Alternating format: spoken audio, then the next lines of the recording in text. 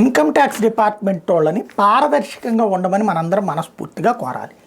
బహిరంగంగా ప్రకటించండి అని. ఎందుకంటే ఇదిగో గేమ్ చేంజర్కి 600 కోట్లు వచ్చింది, పుష్పకి 2000 కోట్లు వచ్చింది, 1830 కోట్లు ఎంత వచ్చింది, ఇవన్నీ పోస్టల్ రిలీజ్ చేస్తున్నారు, పేపర్లో అడ్వర్టైజ్మెంట్ చేస్తున్నారు, సంక్రాంతికి వస్తున్నాం ఎంత వచ్చింది, ఇదంతా కూడా. వీళ్ళు అసలు ఇన్కమ్ ట్యాక్స్కి ఎంత చూపెడతారు? అసలు ప్రతి ఏడాది కూడా ఈ బాక్స్ ఆఫీసులు ఇవన్నీ వీళ్ళ చర్చలు కాకుండా, అంటే వీళ్ళు చెప్పే మాటలు ఏ అభిమానుల కోసం చెప్తున్నటువంటి పరిస్థితి ఉంది. అలా కాకుండా ఇన్కమ్ ట్యాక్స్ రిపోర్ట్ ఒకటి రిలీజ్ చేయమని అడగాలి. ఏమని?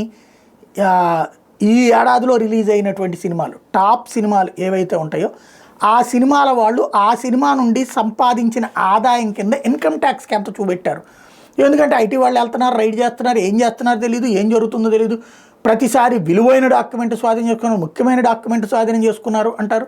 ఇదంతా నడుస్తుంటుంది. అసలు ఏ ఏ సినిమాకి ఎంత వీళ్ళు చూపించారు కలెక్షన్ ఒరిజినల్గా ఇన్కమ్ ట్యాక్స్కి, అది చూపెడితే రేపు పొద్దున ఈ ప్రచారాలని పక్కకు పోతాయి కదా.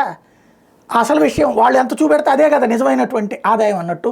అప్పుడు లేదు అనుకోండి, వేరేగా బ్లాక్లో చేశారంటే అప్పుడు సినిమాలలో బ్లాక్ మార్కెట్ గురించి, లేకపోతే నల్లధనానికి సంబంధించినటువంటి హీరోయిన్స్ అప్పుడు డ్రామాలు ఆడొద్దని చెప్పచ్చు మనం.